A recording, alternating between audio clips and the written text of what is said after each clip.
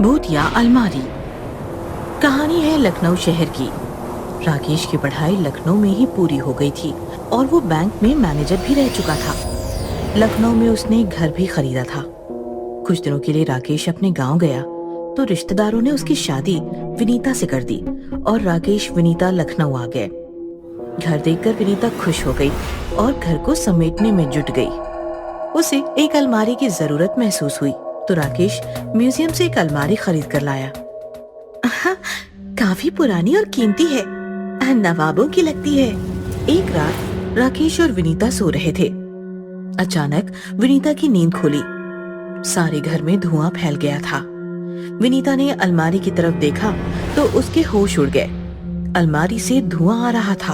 अरे अरे उठो उठो, अलमारी जल रही है। राकेश जाग गया। उसने अलमारी खोली तो अलमारी में आग लगी थी। राकेश ने सारे कपड़े जमीन पर पटक कर आग बुझाई।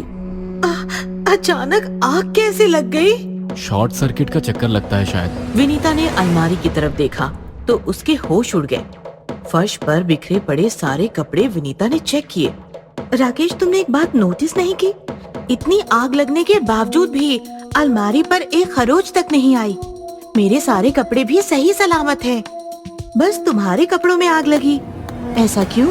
दिमाग पर जोर ना डालो, सो जाओ। सुबह अलमारी की जगह बदल देंगे। विनीता राकेश के साथ सो तो गई पर रात भर उसे नींद नहीं आई। रात भर अलमारी को ही देखती रही। सुबह राकेश ने देखा विनीता को तेज बुखार था और वो गहरी नींद में सो रही थी। लगता है छुट्टी लेकर इसे अस्पताल ले जाना पड़ेगा। दोपहर को राकेश का कॉलेज फ्रेंड विकास आया तो राकेश उसे घर दिखाने लगा। विकास का ध्यान जब उस अलमारी पर पड़ा तो वो सोच में पड़ गया। ये अलमारी कहीं तो देखी है। म्यूजियम में देखी होगी, वहीं से लाया हूँ। काफी पुरानी और कीमती अलमारी है। नहीं यार, हाँ याद आया। कॉलेज के दिनों में तुम जिस नवाब के घर में पेइंग गेस्ट थे ना, उसी के घर थी ये अलमारी। चल कुछ भी, वहाँ तो अलमारी ही नहीं थी। क्या बात कर रहा है? तुम्हारे कमरे में तो थी। ओ यार, मैं क्यों तुमसे बहस कर रहा हूँ? अव्वल दर्जे के भुलक्कड़ हो, रात का खाना सुबह याद नहीं रखते। एक शाम विनीता स्त्री के कपड़े अलमारी में रखने गई। जैसे ही अलमारी का दरवाजा खोला, एक लाश नीचे गिर गई। विनीता जोर से चिल्लाई। राकेश वहां पहुंचा तो विनीता बोली,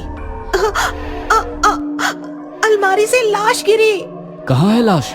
विनीता ने नीचे देखा, लाश नहीं थी। अभी तो गिरी थी अलमारी से। तुम्हारी तबीयत ठीक नहीं है, वहम हुआ होगा। विनीता राकेश से लिपटकर रोने लगी। मुझे बहुत डर लग रहा है। मैं मायके जाना चाहती हूँ। राकेश मान गया और उसे लेकर बस स्टॉप आया। विनीता बस में बैठकर मायके चली गई और राकेश घर आया। विनीता के साथ साथ घर की रौनक भी चली गई। चलो कपड़े बदलकर खाना खा लेता हूँ। राकेश कपड़े बदलने बेडरूम आया तो नजारा देखकर चौंक गया। एक औरत बिस्तर पर लेटी थी। कौन हो तुम? घर में कैसे आई? औरत जैसे ही राकेश की तरफ मुड़ी, डर से राकेश की चीख निकल गई। वो औरत भयानक भूतनी थी।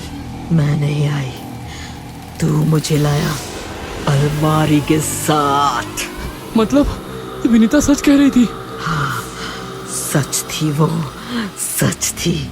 कौन हो तुम? क्या चाहती हो? बदला, मुझे मारा है तुमने। याद करो नवाब का घर, 5 साल पहले की वो रात, जिस रात तुम्हारा दोस्त विकास मुझे तुम्हारे लिए खरीद लाया था। भूतनी की बात सुनकर राकेश 5 साल पीछे गया तो उसे वो रात याद आई। ऐश कर शक्ति कपूर, महंगा माल है। नवाब आएगा तो नहीं? कोई नहीं आएगा, मैं चलता हूँ। विकास के जाते ही राकेश ने दरवाजा बंद कर लिया और औरत के पास जाकर उसे छूने लगा कि अचानक दरवाजे पर किसी ने दस्तक दी। ओ गॉड, नवाब आया है। तुम अलमारी में छिप जाओ, जल्दी। औरत अलमारी में छिप गई और राकेश ने दरवाजा खोला तो बाहर नवाब खड़ा था। क्या चल रहा है? पढ़ाई चल रही है नवाब साहब। आपके गांव से फोन आया था, आपके पिता का देहांत हुआ है। पिता के देहांत की खबर सुनकर तुम तो गांव निकल गए। और मैं उस अलमारी में घुट घुट कर मर गई और सड़ गई। नवाब के मरते ही अलमारी में कैद मेरा भूत भी म्यूजियम पहुंचा। कुदरत का करिश्मा तो देखो, आज मैं अलमारी के साथ तुम्हारे सामने खड़ी हूँ। तुम्हारी वजह से मैं मरी, इतने सालों तक अलमारी में कैद रही। अब तुम्हें मेरे साथ चलना होगा। माफी दे दो, मैं भूल गया था कि तुम अलमारी में बंद हो। राकेश गिड़गिड़ाने लगा तो भूतनी ने अपना हाथ आगे बढ़ाया।